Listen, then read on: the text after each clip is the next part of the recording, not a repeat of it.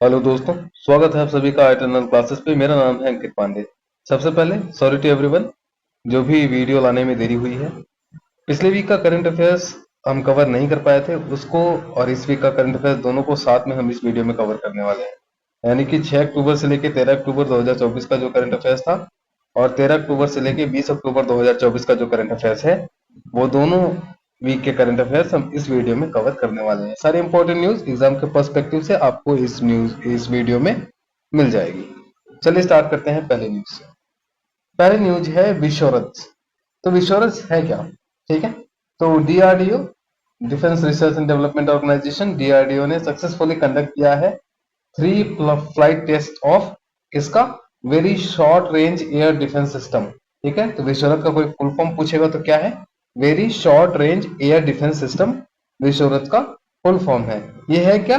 ये है type of fourth generation, याद रखिएगा, man portable air defence system, जिसका शॉर्ट फॉर्म होता है मैन पैड। ठीक है, तो fourth generation man portable air defence system है विश्वरथ, उसकी टेस्टिंग की है डीआरडीओ ने, याद रखिएगा।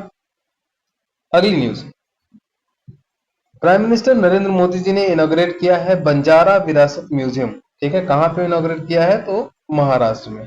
तो बंजारा विरासत म्यूजियम का इनॉग्रेशन हुआ है कहां पे? महाराष्ट्र में हुआ है। ठीक है, ये सेलिब्रेट करने के लिए cultural heritage of Banjara community, इसके लिए इन्होंने इसका इनॉग्रेशन किया है। टोटल 13 गैलरीज हैं जो कि शोकेस करेंगी बंजारा कल्चर को और उनकी लीडर्स की लेगेसी को। तो याद रखिएगा, बंजारा जो विरासत म्यूजियम है, इसका इनॉग्रेशन कहाँ हुआ है? तो महाराष्ट्र में हुआ है। इसके बाद एक इंटरनेशनल न्यूज कि नेपाल ने अपॉइंट किया है प्रकाश मान सिंह रावत को अपना चीफ जस्टिस। तो नेपाल के प्रेसिडेंट रामचंद्र पौडेल ने अपॉइंट किया है प्रकाश मान सिंह रावत को चीफ जस्टिस ऑफ नेपाल। ठीक है, याद रखिएगा, प्रकाश मान सिंह रावत। अगली न्यूज पे आते हैं। तो अगली न्यूज ये है कि उत्तर प्रदेश के मुख्यमंत्री श्री योगी आदित्यनाथ जी ने महाकुंभ 2025 के लिए लोगो अनवील किया है। ये आप देख सकते हैं, सर्व सिद्धि प्रदा कुंभ, ये इस लोगो पे लिखा हुआ है महाकुंभ प्रयागराज। आपको ये भी याद रखना है कि यूनेस्को द्वारा इसे रिकॉग्नाइज किया गया है as an intangible cultural heritage of humanity, और ये रिकॉर्ड किया जाता है as the world largest peaceful gathering of pilgrims. तो आप याद रखिएगा 2025 का लोगो आपको याद रखना है। ठीक है, अगली न्यूज पे आता है। तो मालाबार एक्सरसाइज 2024 आपको याद रखना है। पहली बात, ये मालाबार होती किसके बीच में है? तो मालाबार होती है क्वाड कंट्रीज के बीच में। आपको बताना है क्वाड कंट्रीज, कमेंट बॉक्स में बताइएगा क्वाड में कौन कौन देश आते हैं, तो उसको बताने की भी जरूरत नहीं है, मैंने यहाँ पे लिख दिया है।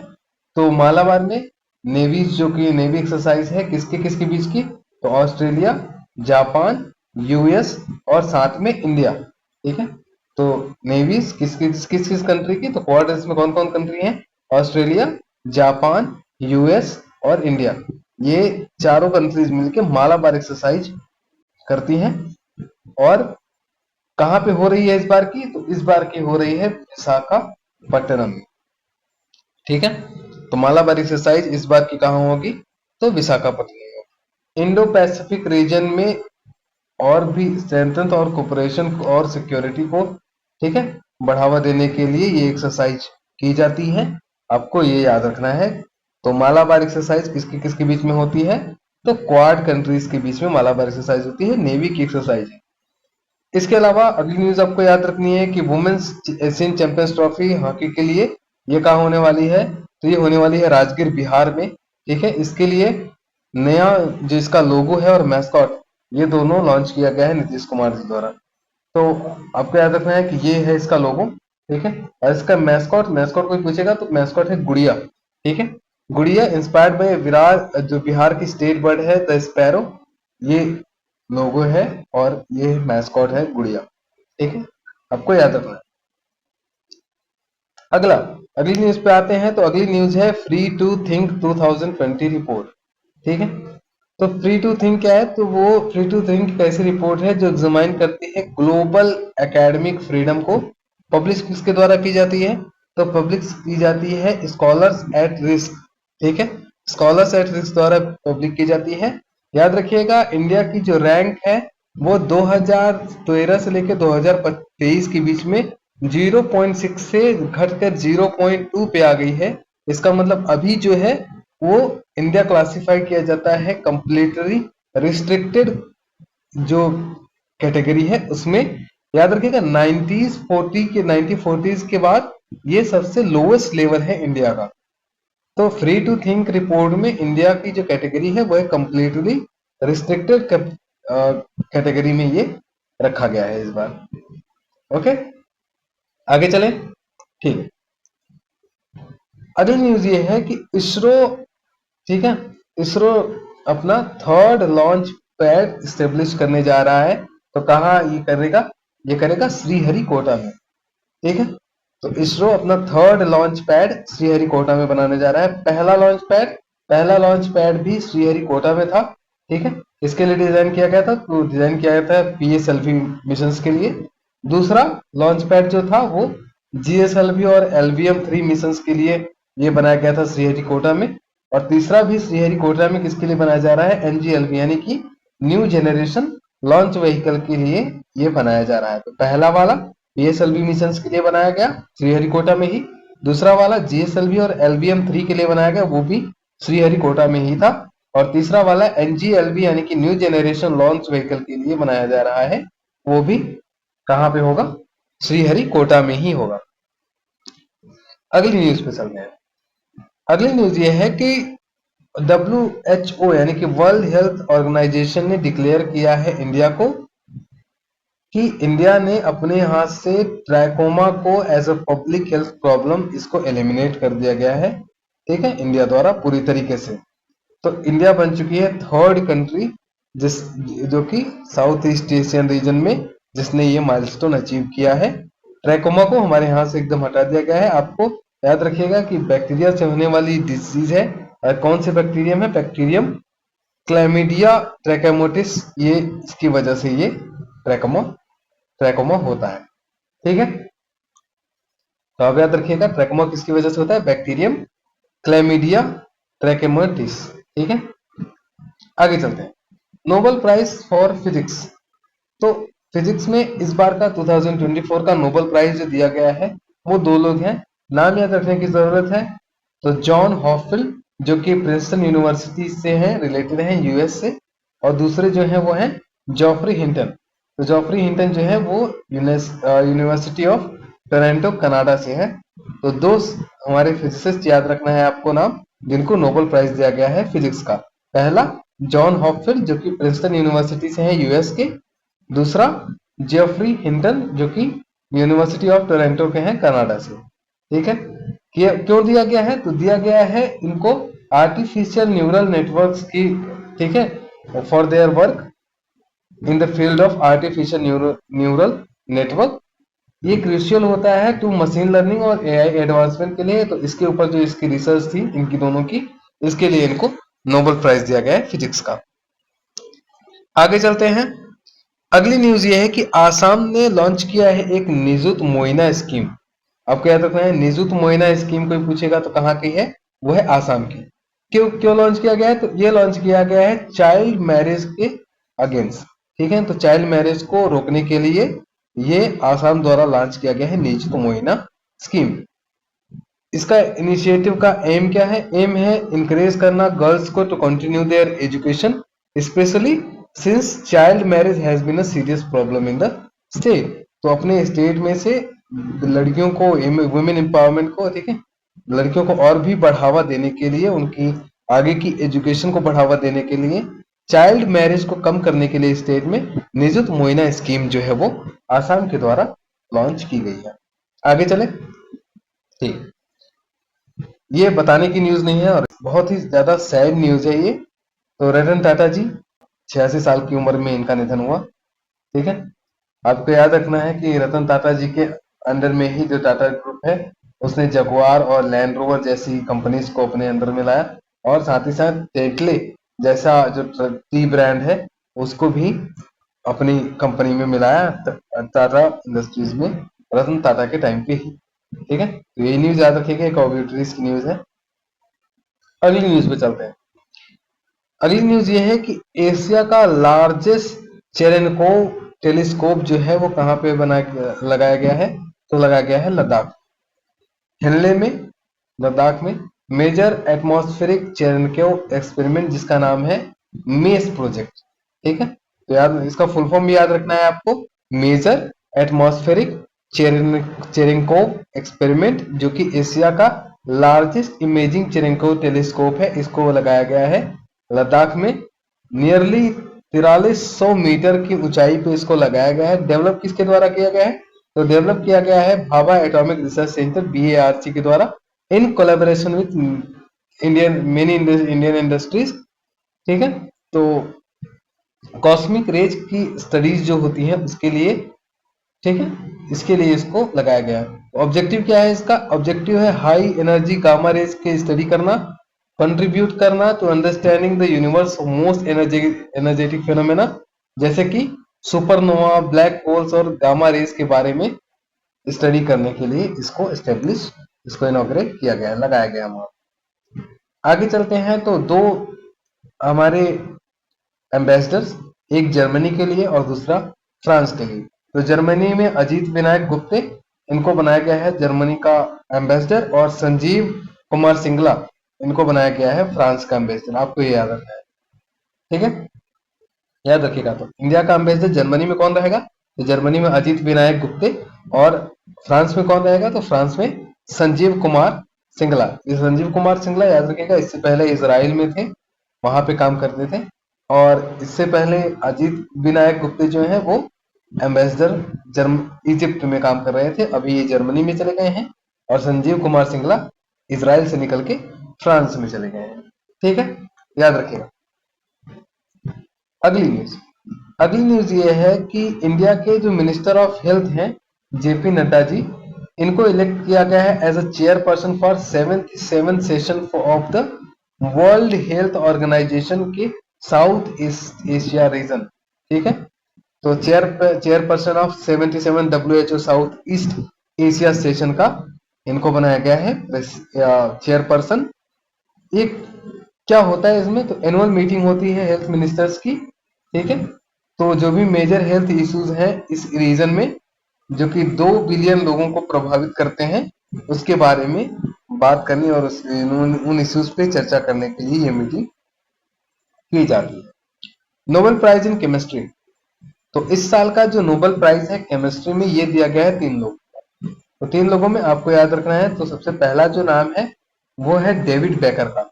तो डेविड बेकर क्या है, तो डेविड बेकर ने कुछ मेथड्स निकाले हैं जो कि न्यू प्रोटीन, ठीक है, designing new protein using bespoke software. तो एक सॉफ्टवेयर है जिसकी मदद से नए प्रोटीन के डिजाइन बनाए जाते हैं। आपको पता होना चाहिए कि इनकी जो टीम है वो कंप्यूटेशनल प्रोटीन के सेक्टर में कई डिजाइन के सेक्टर में कई दिनों से, ठीक है, लगभग 2003 से ये काम कर रही है, और इन्होंने अभी तक कई तरह के प्रोटीन्स के डिजाइन तैयार कर लिए हैं। दूसरा जो है डेमिस हेसाबिस और जॉन जंपर, 3 लोगों के नाम याद रखने हैं, पहला डेविड बेकर, दूसरा डेमिस हेसाबिस और तीसरा जॉन जंपर। डेमिस हेसाबिस और जॉन जंपर को क्यों किया गया, तो इन्होंने डिस्कवरी की है अल्फा फोल्ड 2 की। अल्फा फोल्ड 2 क्या है, अल्फा फोल्ड 2 एक AI मॉडल है जो कि कैपेबल है प्रिडिक्ट करने में structure of millions of protein. तो मिलियंस ऑफ प्रोटीन्स के स्ट्रक्चर को प्रिडिक्ट करने के लिए अल्फा फोल्ड 2 नाम का एक AI मॉडल तैयार किया गया है इन दोनों के द्वारा। तो डेविड बेकर, डेमिस हेसाबिस और जॉन जंपर, ज्यादातर आपको नाम ही पूछे जाते हैं, तो नाम आपको जरूर याद रखने हैं इनके। तो नोबेल प्राइज केमिस्ट्री में किसको किसको मिला है, तो डेविड बेकर को मिला है, डेमिस हेसाबिस और जॉन जंपर को मिला है इस बार का नोबेल प्राइज केमिस्ट्री में। इसके बाद आपको याद रखना है कि यूनियन कैबिनेट ने अप्रूव किया है नेशनल मैरीटाइम हेरिटेज कॉम्प्लेक्स, कहाँ पे, लोथल गुजरात।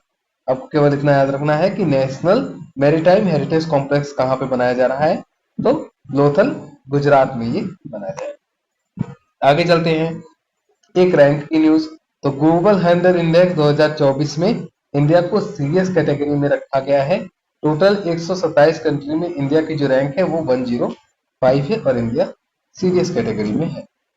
तो ग्लोबल हंगर इंडेक्स में आपको बस इतना याद रखना है, ग्लोबल हंगर इंडेक्स में 2024 में इंडिया 127 कंट्रीज में से 105वें स्थान पे है और सीरियस कैटेगरी के अंदर इसको रखा गया है।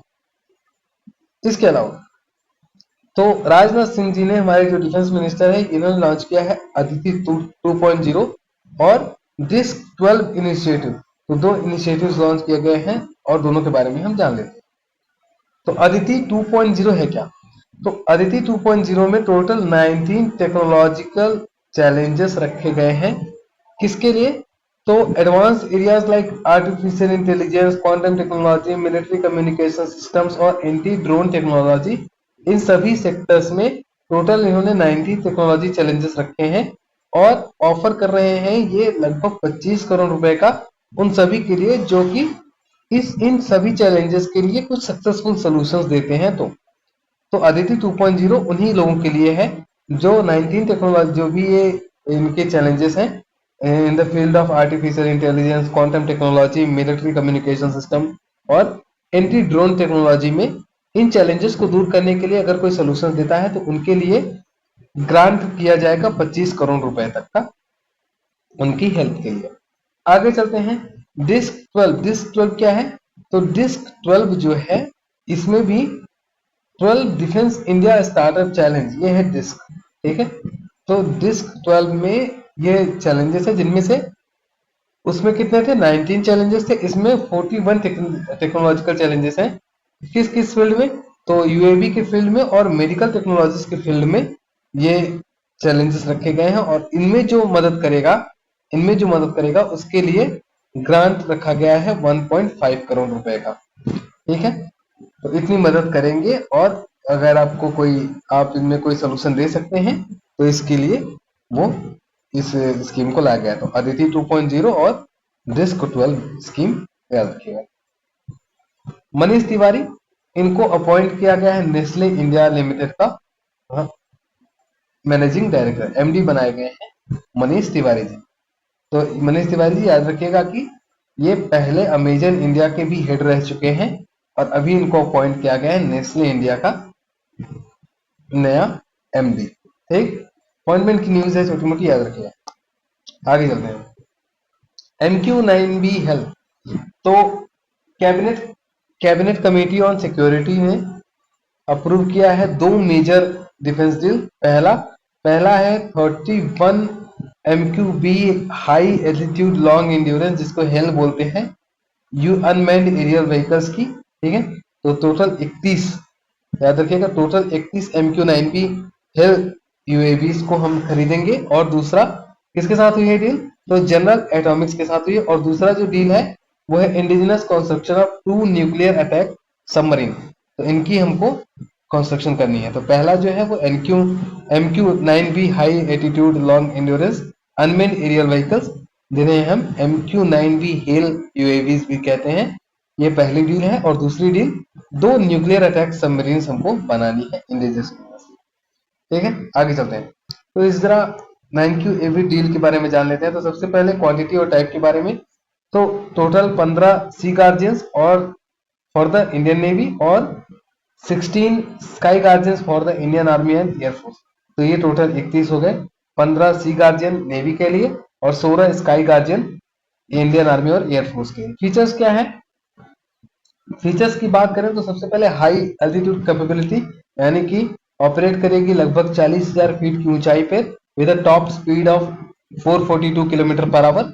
इंड्योरेंस की बात करें तो up to 40 hours of continuous flight for prolong surveillance.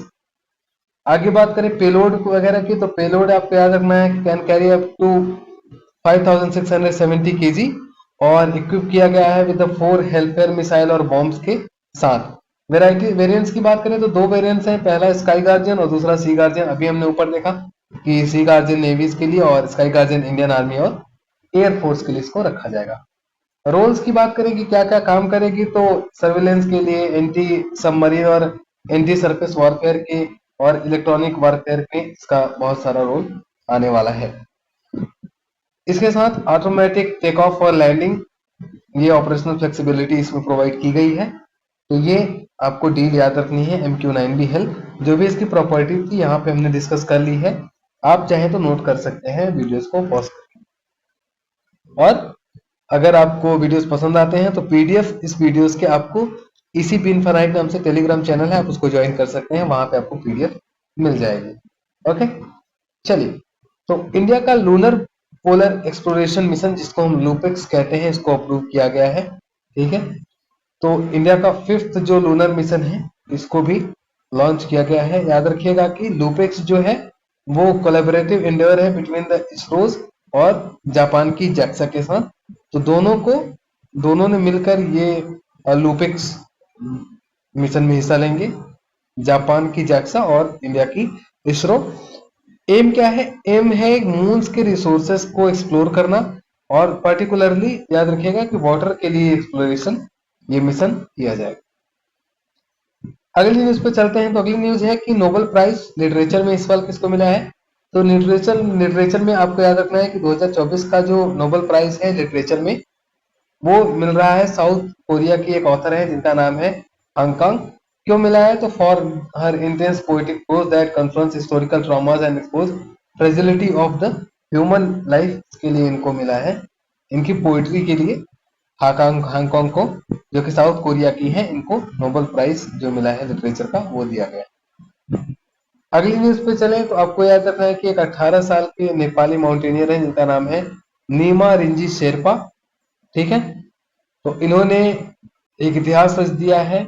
ये बन गई हैं यंगेस्ट पर्सन जिसने ऑल 14 जो कि वर्ल्ड के 8000 जो कि 8000 मीटर की जो पीक्स हैं, इनको इन्होंने सक्सेसफुली कवर कर लिया है। ठीक है, तो ये लास्ट में जो सबसे लास्ट है वो तिब्बत की 26,300 फुट की शीशा पांगमा नाम की जो ऊंचाई है, इसको इन्होंने कवर किया।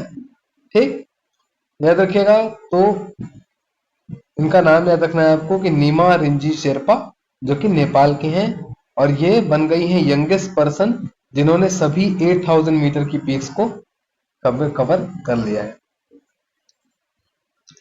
इसके अलावा अगली न्यूज में बात करें तो बिहार का सेकंड टाइगर रिजर्व ये कहाँ पे होगा? कैमूर डिस्ट्रिक्ट में। ठीक है, ये आपको याद रखना है। इसके अलावा जो है ये वाल्मीकि टाइगर रिजर्व जो कि पहला टाइगर रिजर्व है बिहार का, और दूसरा जो होने वाला है वो होने वाला है कैमूर वाइल्ड लाइफ सेंचुरी को अब हम बदलने वाले हैं टाइगर रिजर्व में।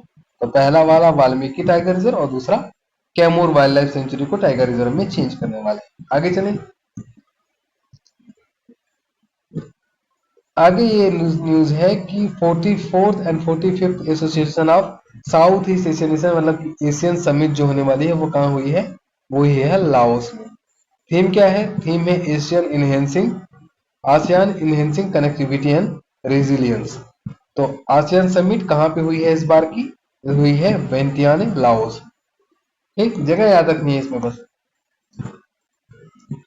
आगे बात करते हैं तो आर्मी कमांडर्स कॉन्फ्रेंस। ठीक है, तो सेकेंड आर्मी कमांडर्स कॉन्फ्रेंस कहाँ पे हुई है? गंगटोक में हुई है। आपको बस जगह याद है।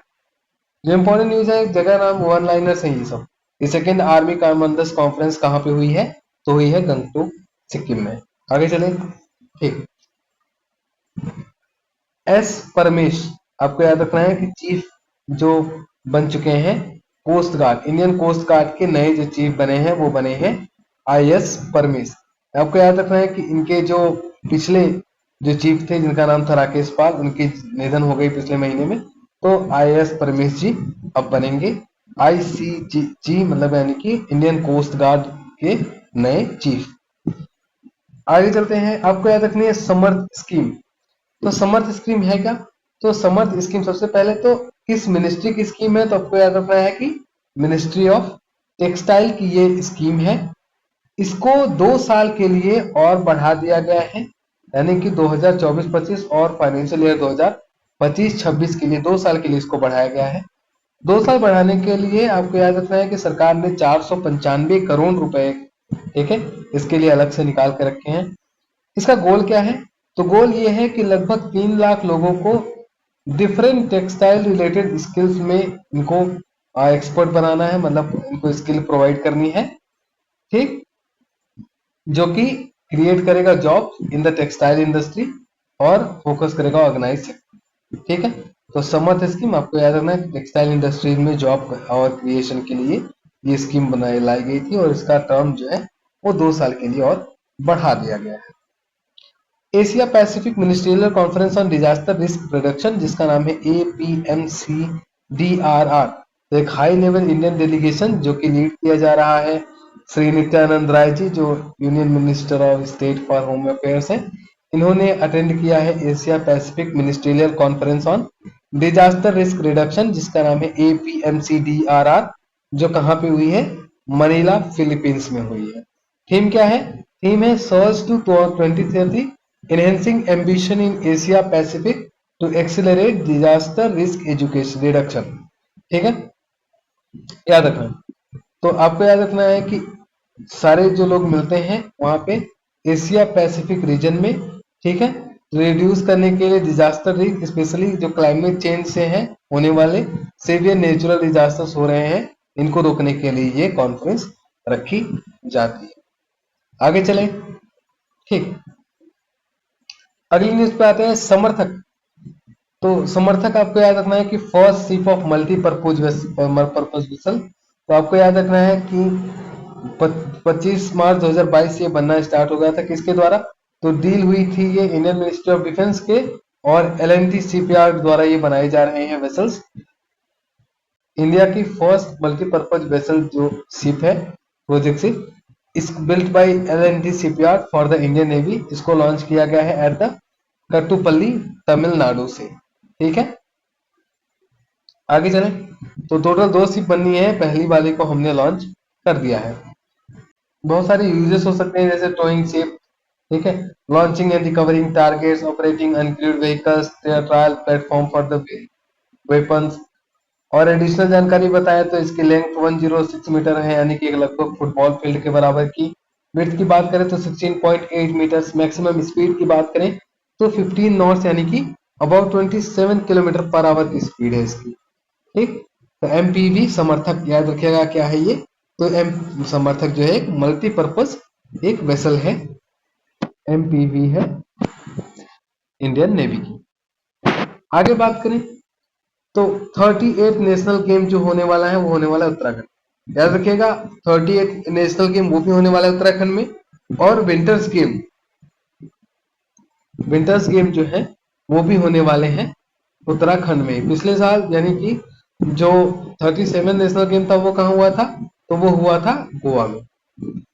ठीक, तो आपको याद रखनी है कि नेशनल गेम 2025 में 28 फरवरी से जनवरी से लेकर और 14 फरवरी 2025 में होने वाला है 38 नेशनल गेम। वो कहाँ होगा? उत्तराखंड में होगा। और विंटर्स गेम्स भी उत्तराखंड में ही होने वाले हैं। आगे चलें तो इंडियन की नेवी शिप INS तीर और ICG वीरा, यानी कि INS यानी इंडियन नेवल शिप तीर और ICG यानी कि इंडियन कोस्ट गार्ड शिप जो है ICGS वीरा जो है वो मनामा बहरैन, ठीक है, बहरैन में कहीं है, for the long range training deployment in Persian gulf. तो ये केवल ड्रिल है आर्मी नेवी की, कुछ खास न्यूज नहीं है ये। ठीक है, तो ये इतनी इंपॉर्टेंट न्यूज नहीं है, इसको आप स्किप भी कर सकते हैं। आगे की बात करें तो इंडियन इंस्टीट्यूट ऑफ स्किल जो है उसको इनॉग्रेट किया गया है मुंबई में। एक न्यूज याद करनी है आपको, इंडियन इंस्टीट्यूट ऑफ स्किल कहाँ पे लॉन्च की गई है? तो ये की गई है मुंबई में। अच्छा, ऑब्जेक्टिव क्या है?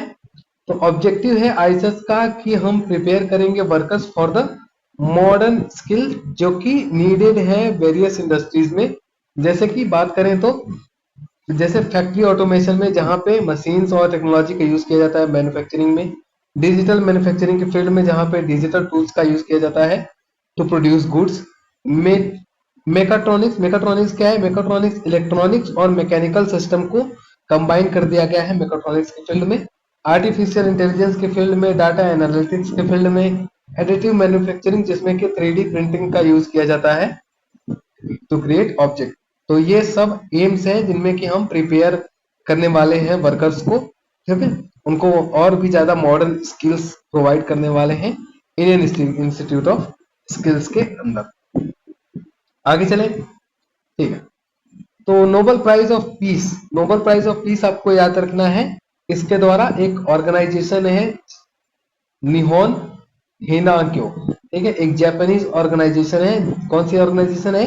निहोन हिदांक्यो, एक जापानीज ऑर्गेनाइजेशन है जो कि रिप्रेजेंट करती है सर्वाइवर्स ऑफ द हिरोशिमा और नागासाकी के जो एटॉमिक बॉम्बिंग है, जिसको ये लोग बोलते हैं कि हिबाकुशा, ठीक है, हिबाकुशा को रिप्रेजेंट करते हैं। जो अवार्ड है वो उनके टायरलेस एफर्ट के लिए दिया जा रहा है, जिसमें कि वो प्रमोट करते हैं न्यूक्लियर के डिसआर्मामेंट और हाईलाइट करते हैं catastrophic effect of nuclear weapon.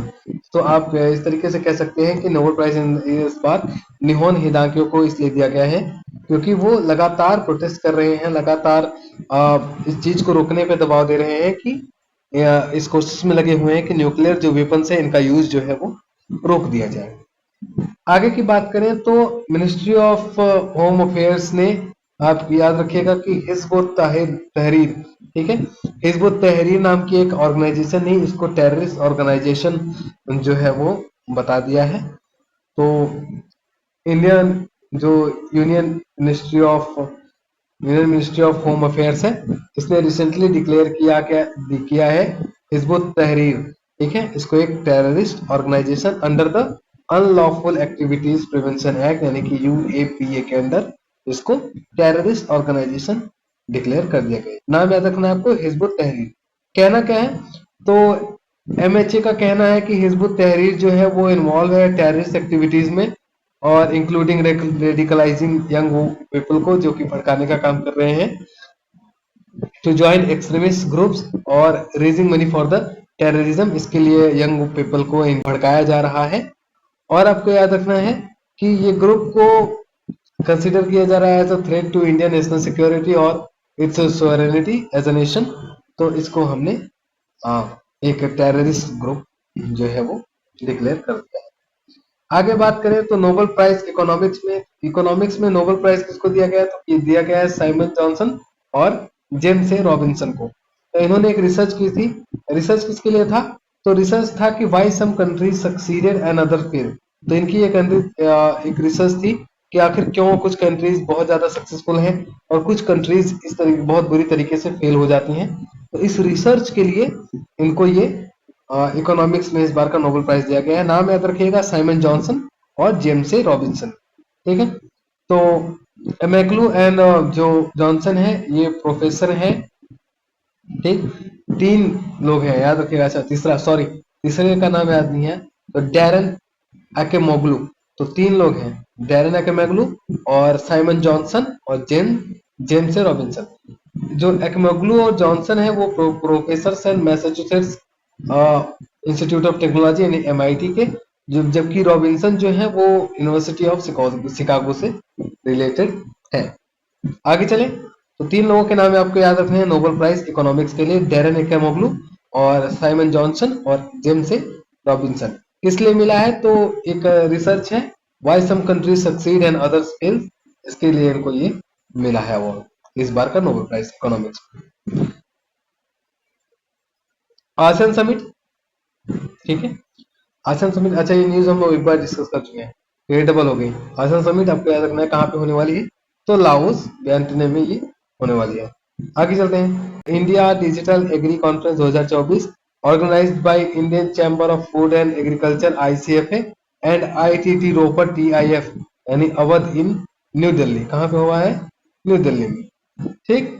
Indian agriculture को और भी ज्यादा बढ़ावा देने के लिए और अलग अलग चीजों के लिए जो यूज कर सकते हैं, जैसे एआई और ड्रोन्स, डाटा एनालिटिक्स, जो कि और चैलेंजेस जो कि chemical, climate change, food security, sustainable resource management, तो इश्यूज के लिए और साथ ही साथ कैसे हम इसको और स्ट्रांग बना सकते हैं इंडियन एग्रीकल्चर को, इसके लिए इंडिया डिजिटल एग्री कॉन्फ्रेंस रखा जाता है। वो कहाँ पे हो रहा है? दिल्ली में।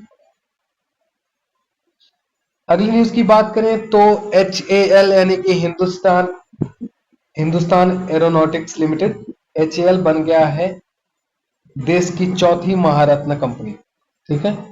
तो आपको याद रखना, ये है आपके लिए लिस्ट। तो first Bharat heavy electricals limited, Bharat petroleum corporation limited दूसरी, कोल इंडिया लिमिटेड तीसरी, गेल इंडिया लिमिटेड चौथी, और हिंदुस्तान पेट्रोलियम कॉर्पोरेशन लिमिटेड पांचवी, इंडिया ऑयल कॉर्पोरेशन लिमिटेड छठी। ऐसे ही करके आपको 14 पूरी जो महारत्ना कंपनीज है उनकी लिस्ट यहाँ पे दी हुई है, आप चाहे तो नोट कर सकते हैं। आगे चले, ठीक है।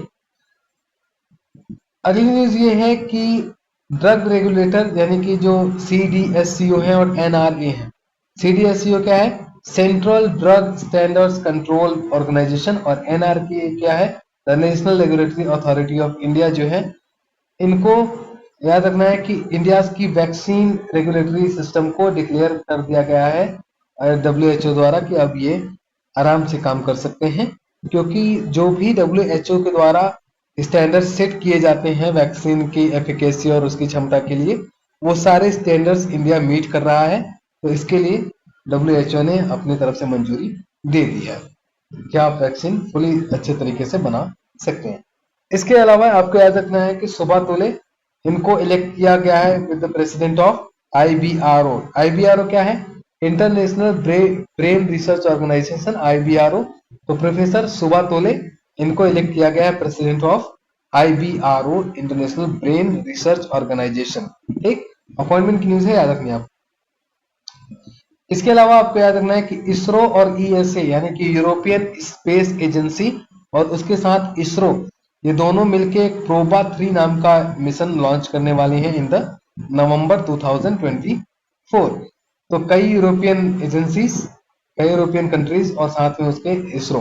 आपको याद रखना है कि मिशन का ने अपना फाइनल स्टेज जो है वो फाइनल जो टेस्ट है वो पास कर लिया है, और अब ये जो मिशन है इसको इंडिया भेजा जाएगा, जहां पे इसरो के PSLV एक्सेल रॉकेट द्वारा इसको लॉन्च किया जाएगा। तो प्रोबा 3 मिशन किसके किसके बीच का है? तो आपको याद रखना है कि यूरोपियन स्पेस एजेंसी और ISRO यानी कि इंडियन स्पेस रिसर्च ऑर्गेनाइजेशन के बीच का ये मिशन है। आगे बात करें तो इंटरनेशनल सोलर अलायंस इस बार कहाँ होने वाली है? तो न्यू दिल्ली में होने वाली है। केवल आपको नाम जगह याद रखनी है। इंटरनेशनल सोलर अलायंस कहाँ पे होने वाला है? तो इस बार का होने वाला है 7th सेशन है, और कहाँ पे होने वाला है? दिल्ली में होने वाला है। कब से कब तक? तो 3 नवंबर से लेके 6 नवंबर 2024 तक यहाँ होने वाला है। 120 टोटल 120 कंट्रीज इसमें पार्टिसिपेट करने वाली है। इसके अलावा अगर बात करें तो जो हांगकांग है इसने रिगेन किया है टाइटल ऑफ वर्ल्ड्स फ्रीस्ट इकोनॉमी। इससे पहले कौन था? सिंगापुर। तो सिंगापुर को सरपास करते हुए हांगकांग बन गया है वर्ल्ड फ्रीस्ट इकोनॉमी। ठीक है, तो ये फ्रेजर इंस्टीट्यूट के द्वारा economic freedom of world report द्वारा इसको ये इन्होंने रिगेन किया है पोजीशन हांगकांग में। तो हांगकांग बन चुका है वर्ल्ड की फ्रीस्ट इकोनॉमी इन द वर्ल्ड। इससे पहले कौन था? सिंगापुर। किसके द्वारा लॉन्च किया, किसके द्वारा ये रिपोर्ट निकाली जाती है? तो फ्रेजर इंस्टीट्यूट के द्वारा निकाली जाती है। नाम क्या है रिपोर्ट का? तो नाम है रिपोर्ट का economic freedom of world report, इसका नाम है। याद रखिएगा हांगकांग के बारे में। इसके अलावा याद रखना है आपको कि काजीरंगा नेशनल पार्क, जो कि अपने 1 हॉर्न राइनोसोरस के लिए जाना जाता है, ये बन चुका है इंडिया का second largest hub for butterfly diversity, जिसमें कि लगभग 446 बटरफ्लाई स्पीसीज पाई गई हैं। ठीक है, दूसरा बन चुका है, यानी पहला कौन था? तो पहला आपको याद रख रहा है कि नामदफा जो नेशनल पार्क है अरुणाचल प्रदेश का, ये बना था पहला हब फॉर बटरफ्लाई डाइवर्सिटी है। वो कौन सा था? Namdapha national park. ठीक, याद रखना है। काजीरंगा नेशनल पार्क कहाँ है आपको ये बताना कमेंट बॉक्स में जरूर बताइएगा कहाँ पे। आगे बात करें तो इंडिया एस्टेब्लिश करने वाला है centre of excellence for Ayurvedic research. ठीक, आपको याद रखना है कहाँ पे होने वाला है? तो ये होने वाला है पपनामकोड, केरला। ठीक है, आपको ये नाम थोड़ा अजीब है, याद रखिएगा। तो पपनाकोड केरला में ये लॉन्च करने वाला है India centre of excellence in Ayurvedic research. ठीक, ओके, याद रखिएगा। आगे चलते हैं। तो इसके अलावा आपको याद रखना है कि आंध्र प्रदेश और बिहार के बाद तेलंगाना बन चुका है तीसरा राज्य जहां पे कास्ट सर्वे स्टार्ट किया जाना है। तो याद रखिएगा, पहला आंध्र प्रदेश था, दूसरा बिहार और तीसरा तेलंगाना बन चुका है। आगे चलें, आगे बात करें तो दिया मिर्जा जी को अपॉइंट किया गया है as a jury member for ALT environmental festival 2024। अब ये है क्या, तो all living things environmental film festival यानी ALT EFF 2024, जो कि 22 नवंबर से 8 दिसंबर तक इस साल चलने वाला है। शोकेस किया जाएगा 72 फिल्म्स और इंक्लूडिंग 38 इंडियन प्रीमियर्स को, जो कि फोकस करती है on the critical environment issues like climate change और वाइल्ड लाइफ कंजर्वेशन। ठीक है, तो क्लाइमेट चेंज और वाइल्ड लाइफ कंजर्वेशन के ऊपर, ये एनवायरमेंटल इश्यूज के ऊपर ये कवर करने वाले हैं, और इसके लिए ये फेस्टिवल हर साल होता है, और इस बार दिया मिर्जा जी को इसका जूरी मेंबर अपॉइंट किया गया है। आगे चलें, ठीक है, तो एस परमेश, ठीक है, ये तो एक बार न्यूज डिस्कस कर चुके हैं, ठीक, डबल बार हो जाए। आगे चलते हैं, स्किल मिनिस्ट्री, तो ministry of skill development and entrepreneurship MSDE उसने मेटा के साथ पार्टनरशिप की है, और उन्होंने एक इंट्रोड्यूस किया है AI powered assistant for the skill India digital platform, ठीक है, portal, and establish 5 centre of excellence, 5 centre of excellence ये एस्टेब्लिश करने वाले हैं। तो याद रखिएगा, मिनिस्ट्री ऑफ स्किल्स और मेटा के बीच में ये हुआ है। आगे बात करें तो ICC player of the month award for the सितंबर, ये 2 लोगों को मिला गया है। तो पहला है श्रीलंका के कमिंदो मेंडिस, और दूसरा जो इंग्लैंड के टैमी ब्रेमोंट। तो 2 नाम आपको याद रखने हैं ICC player of the month सितंबर के लिए। सितंबर के लिए कौन कौन है, तो श्रीलंका के कमिंदो मेंडिस और इंग्लैंड के टैमी ब्रेमोंट ने ये खिताब जीता है। आगे चलें, तो इसरो के जो चेयरमैन हैं S सोमनाथ जी, इन्होंने रिसीव किया है international astronautical federation world space award, ठीक है। तो चंद्रयान 3 की सक्सेस को ध्यान में रखते हुए इनको ये अवार्ड दिया गया है, जैसा कि इंडिया फर्स्ट कंट्री बन चुका था जिसने मून के साउथ पोल पर, ठीक है, कदम रखा था, जो सॉफ्ट लैंडिंग कराई थी, तो उसी के लिए इनको ये अवार्ड दिया गया है, वर्ल्ड स्पेस अवार्ड। आगे चले तो इंडिया को बायोटेक्नोलॉजी और सस्टेनेबल सॉल्यूशंस के लिए ग्लोबल लीडर के रूप में देखने के लिए, और भी बायोटेक्नोलॉजी के सेक्टर में और भी स्ट्रांग बनाने के लिए, जो इंडिया का फर्स्ट बाई पॉलीमर फैसिलिटी है, इसको इनॉग्रेट किया जा रहा है पुणे में। तो कहाँ होगा ये, पुणे में होगा, ठीक, पुणे में एक जगह है जेजूरी, वहीं पे ये बनेगा। First demonstration facility for biopolymers, ये कहाँ पे होने वाला है इंडिया का, वो होने वाला है पुणे में। आगे चलते हैं, आगे बात करें तो शक्ति सैट मिशन। तो शक्ति सैट मिशन क्या है, तो एरोस्पेस स्टार्टअप जो कि है स्पेस किड्स इंडिया, इसने लॉन्च किया है शक्ति सैट मिशन। ये क्या करेगा, तो ये ट्रेन करेगा 12,000 गर्ल्स को, जो कि एज ग्रुप में आती हैं 14 से 18 साल की, फ्रॉम 108 कंट्री, मतलब 108 कंट्रीज में, in the space technology, targeting a satellite launch under ISRO Chandrayaan 4 mission 2026। तो लगभग 12,000 गर्ल्स को 108 कंट्रीज की, जो कि 14 से 18 साल की उम्र के बीच की हैं, उनको स्पेस टेक्नोलॉजी के बीच में ये बारे में ये ट्रेन करने वाला है, ठीक। वुमेन एम्पावरमेंट की दिशा में एक और कदम आप कह सकते हैं इसको। आगे बात करें तो इंडियन कोस्ट गार्ड कंडक्ट कर रही है सागर कवच नाम की एक कोस्टल सिक्योरिटी ड्रिल। इसके अलावा आपको याद रखना है कि जो भी अलग अलग अथॉरिटीज होती है, कहाँ पे हो रहा है ये, तो आपको याद रखना है Gujarat, Daman and Diu as well as Goa और महाराष्ट्र के कोस्टल एरियाज में ये एक जो ड्रिल है वो की जाएगी। आपको याद रखना है सागर कवच क्या है, तो सागर कवच एक ICG यानी कि इंडियन कोस्ट गार्ड की ड्रिल है। इसमें कौन कौन हिस्सा लेने वाला है, तो आप याद रखिएगा कि इंडियन नेवी, स्टेट पुलिस, और जिस भी स्टेट में गुजरेगी उस स्टेट की पुलिस, और मरीन पुलिस और पोर्ट अथॉरिटीज, ये सब इसमें हिस्सा लेने वाली है। ओके, आगे चलें, तो आप ये भी याद रखिएगा कि जो इनफिल्ट्रेशन होता है, स्मगलिंग होती है, इन जैसे पोटेंशियल थ्रेट्स के रिस्पॉन्स में उनको हैंडल करने के लिए ये ड्रिल की जा रही है। आगे चलें, तो अगली न्यूज ये है कि इसराइल ने हमास के जो चीफ है जिसका नाम है याह्या सिनवार, तो इसराइल ने किल किया है हमास के चीफ को जिसका नाम है याह्या सिनवार। एक न्यूज है, केवल वन लाइनर है, आपको याद है। आगे चलते हैं।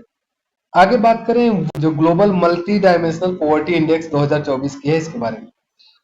तो मल्टी डायमेंशनल पॉवर्टी इंडेक्स जो वो पब्लिश की जाती है हर साल UN development programme and the Oxford poverty and human development initiative के द्वारा। ठीक, आगे बात करें तो टोटल 112 कंट्रीज में, जिनमें कि 6.3 बिलियन लोग रहते हैं, उसमें अगर बात करें तो 1.1 बिलियन पीपल यानी कि लगभग 18.3% लोग एक्यूट मल्टी डायमेंशनल पॉवर्टी में जी रहे हैं। आगे अगर बात करें इसी इंडेक्स में तो अराउंड 70.7% जो कि दुनिया में लोग हैं वो लगभग रूरल एरियाज में रहते हैं, सब सहारन अफ्रीका के और साउथ एशिया के। तो अगर बात करें तो लगभग 463 मिलियन जो गरीब लोग हैं वो सब सहारन अफ्रीका में, और जो साउथ एशिया में लोग रहते हैं उनमें लगभग 350 मिलियन जो गरीबी मल्टी डायमेंशनल पॉवर्टी के अंदर रहने वाले लोग हैं वो रहते हैं। 5 कंट्रीज जो कि largest number of people living in poverty बताए तो सबसे पहले पे नाम आता है इंडिया का, जिनमें लगभग 234 मिलियन लोग आते हैं। दूसरी कंट्री की बात करें तो पाकिस्तान, जिसमें 93 मिलियन लोग आते हैं। तीसरी कंट्री की बात करें तो इथियोपिया, जिसमें 46 मिलियन लोग आते हैं। चौथी कंट्री नाइजीरिया, और ऐसे ही पांचवी कंट्री जो है वो डेमोक्रेटिक रिपब्लिक ऑफ कॉन्गो है। आपको बता दें कि ये 5 कंट्रीज जो हैं ये लगभग 48.1% यानी जो कि टोटल गरीब लोग हैं उनका लगभग 50% केवल ये 5 कंट्रीज में रहते हैं। इसके बाद ये इंडेक्स ने बात किया हुआ है कॉन्फ्लिक्ट वाले रीजन्स की, यानी कि जहां इस वक्त अलग अलग तरह से वॉर्स चल रहे हैं उसमें। तो आपको बता दें कि 2023 वो ऐसा साल था जिसने किसी भी टाइम से, मतलब जो वर्ल्ड वॉर सेकेंड था उसके बाद से ऐसा इस तरह की जो वॉर्स हैं वो 2023 में देखे गए हैं, जिसने लगभग डिस्प्लेसमेंट किया है ओवर 117 मिलियन पीपल्स का। लगभग 40% जो लोग रहते हैं, मतलब आप ये समझिए कि 50% लोग ऊपर की 5 कंट्रीज में और 40% लोग ऐसे हैं जो कि इन कॉन्फ्लिक्ट वाले रीजन्स में रहते हैं, ठीक, और गरीबी रेखा के इस वक्त नीचे चल रहे हैं और मल्टी डायमेंशनल पॉवर्टी को फेस कर रहे हैं। आगे चलें तो इंडिया के सुप्रीम कोर्ट ने section 6A of citizenship amendment act को अपहोल्ड किया है। इसका मतलब क्या है? इसका मतलब ये है कि बांग्लादेशी जो भी माइग्रेंट है, ठीक है, उनको सिटीजनशिप दी जाएगी। जो ठीक है, जो भी बांग्लादेशी माइग्रेंट जिसने 25 मार्च 1971 से पहले इंडिया में प्रवेश किया है उसके लिए हम सिटीजनशिप अलाउ कर देंगे, ठीक है। तो ये गवर्नमेंट ने डिसीजन लिया है कि जो भी लोग 25 मार्च 1971, ठीक है, 25 मार्च 1971 से पहले जो भी बांग्लादेशी माइग्रेंट्स इंडिया में आए हैं उनको अब इंडिया की सिटीजनशिप दे दी जाएगी। 16th ब्रिक्स समिट, जगह याद रखनी है केवल कि 16th ब्रिक्स समिट कहां पे होने वाली है, तो वो होने वाली है कजान, रशिया में। तो व्लादिमीर पुतिन जी ने नरेंद्र मोदी जी को इंडिया ब्रिक्स समिट, जो ब्रिक्स समिट है 16th, उसके इनविटेशन जो मिला है। तो 16th ब्रिक्स समिट जो कि कजान शहर में होने वाला है रशिया के, उसके लिए व्लादिमीर पुतिन जी ने नरेंद्र मोदी जी को बुलाया है, इनवाइट किया है। आगे चले, आगे की न्यूज आपको याद रखनी है कि नीतू डेविड, एलिस्टर कुक और एबी डिविलियर्स, तो इंडिया की एक फीमेल क्रिकेटर जिनका नाम है नीतू डेविड, और इंग्लैंड के एलिस्टर कुक और साउथ अफ्रीका के एबी डिविलियर्स, इनको इंडक्ट किया गया है ICC hall of the fame 2024 में। नाम याद रखने हैं तीनों के, नीतू डेविड, एलिस्टर कुक और एबी डिविलियर्स। इसके अलावा अगली न्यूज की बात करें तो चीफ जस्टिस ऑफ इंडिया, तो आपको याद होगा कि 10 नवंबर 2024 को हमारे जो चीफ जस्टिस ऑफ इंडिया हैं डीवाई चंद्रचूड़ जी, वो रिटायर हो रहे हैं। तो ऐसा होता है कि जब चीफ जस्टिस रिटायर होता है उससे उसी पद को संभालने के लिए एक रिकमेंडेशन मांगा जाता है तो डीवाई चंद्रचूड़ जी ने जिनका नाम रिकमेंड किया है, तो उनका नाम है जस्टिस संजीव खन्ना जी। ठीक है, तो जस्टिस संजीव खन्ना जी ये हो सकते हैं हमारे 51st chief justice of India. तो रिकमेंडेशन डीवाई चंद्रचूड़ द्वारा दी गई है। अब देखना है आगे क्या डिसीजन होता है। एक्सरसाइज स्वलंबन शक्ति अगली न्यूज है। तो इंडियन आर्मी की जो सुदर्शन चक्र कॉर्प्स है, वो एक एक्सरसाइज कंडक्ट कर रहे हैं जिसका नाम है एक्सरसाइज स्वलंबन शक्ति। कहां पे हो रही है? तो ये हो रही है झांसी में। ठीक है, केवल आपको इतना याद रखना है। तो नई टेक्नोलॉजीज और एडवांस टेक्नोलॉजीज का यूज करने के लिए ये एक्सरसाइज जो की जा रही है, एक्सरसाइज स्वलंबन शक्ति, किसके द्वारा की जा रही है? तो इंडियन आर्मी के द्वारा। इसके अलावा ये आज की लास्ट न्यूज है। आपको बता दें, कर्नाटका ने एक एआई टूल लॉन्च किया है जिसका नाम है शिक्षा को पायलट। ठीक है, शिक्षा को पायलट नाम का एक एआई टूल लॉन्च किया गया है। कर्नाटका स्कूल एजुकेशन और लिटरेसी मिनिस्टर जिनका नाम है मधु बंगरप्पा। ठीक है, तो मधु बंगरप्पा जो कि कर्नाटका के स्कूल एजुकेशन और लिटरेसी मिनिस्टर हैं, इन्होंने लॉन्च किया है शिक्षा को पायलट, एक एआई टूल है जो कि एम करता है इम्प्रूव करने के लिए education system in the government school. ठीक है, टीचर्स और बच्चों दोनों को बेटर परफॉर्म करने के लिए ये एआई टूल याद रखना आपको। कर्नाटका ने शिक्षा को पायलट सबसे पहले तो एक एआई टूल है, और दूसरा इसके द्वारा लॉन्च किया गया तो कर्नाटका के लिए लॉन्च किया गया, और तीसरा क्यों लॉन्च किया गया? तो टीचर्स और स्टूडेंट के बेटर परफॉर्मेंस के लिए इसको लॉन्च किया गया है।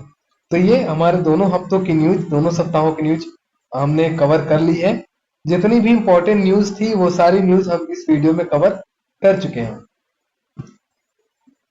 तो वीकली करंट अफेयर 6 अक्टूबर से 13 अक्टूबर की न्यूज और 13 अक्टूबर से 20 अक्टूबर जो भी करंट अफेयर्स की न्यूज एग्जाम पर्सपेक्टिव से इंपॉर्टेंट थी वो सारी न्यूज हमने इस वीडियो में कवर कर ली है। तो अगर आपको वीडियो पसंद आता है तो प्लीज वीडियो को लाइक करिए, शेयर करिए। इसी पिन पर ये चैनल है, सब्सक्राइब करिए अगर आपको वीडियो से कोई भी मदद मिलती है तो।